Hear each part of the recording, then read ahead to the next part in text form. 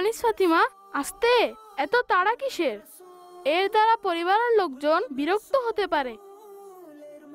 থামুন কানিস ফাতিমা, আমাদের ইসলাম আমাদেরকে ঘরে প্রবেশ করার পদ্ধতি শিখিয়েছে। ঘরে প্রবেশ করার পদ্ধতি? জি, আলহামদুলিল্লাহ আজ্জা ওয়াজাল। আমাদের প্রিয় ধর্ম প্রতিটি কাজের পদ্ধতি শিক্ষা দেয়। তো শুনুন, ঘরে প্রবেশ করার সময় বিসমিল্লাহির রহমানির রহিম পড়ে এই দোয়া পড়া উচিত।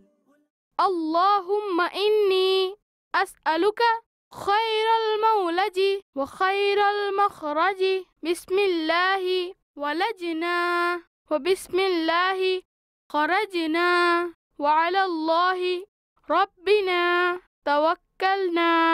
এরপর প্রথমে ডান পা ঘরে প্রবেশ করানো উচিত। তারপর পরিবারের সদস্যদের সালাম দিয়ে ভিতরে প্রবেশ করা উচিত। যদি ঘরে কেউ না থাকে তো আসসালামু আলাইকা আইয়ুহান নাবিয়্যু ওয়া রাহমাতুল্লাহি ওয়া বারাকাতুহু বলা উচিত।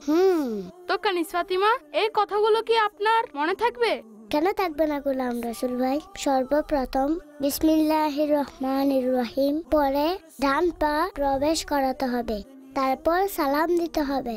আর যদি ঘরে কেউ না থাকেন, আসসালামু আলাইকা আইয়ুহান নাবিয়্যু ওয়া রাহমাতুল্লাহি ওয়া বারাকাতুহু বলতে হবে।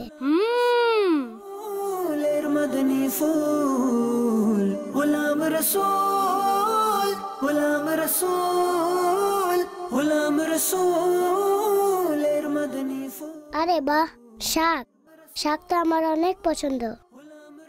কিন্তু গোলাম রাসূল ভাই তো বলেছিলেন খাবার খাওয়ার আগে হাত মুখ ধুতে হবে। মাশাআল্লাহ। কিন্তু কানিস ফাতিমা, এখন আপনাকে কাপড় চেঞ্জ করতে হবে, জুতা খুলে যথাস্থানে রাখতে হবে, এরপর হাত মুখ ধুয়ে খাবার খেতে হবে।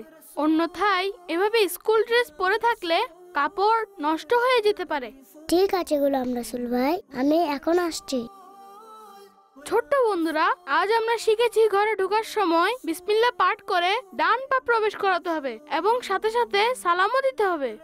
আপনিও এই আমলটিকে অভ্যাসে পরিণত করুন এবং প্রচুর নেকি অর্জন করুন।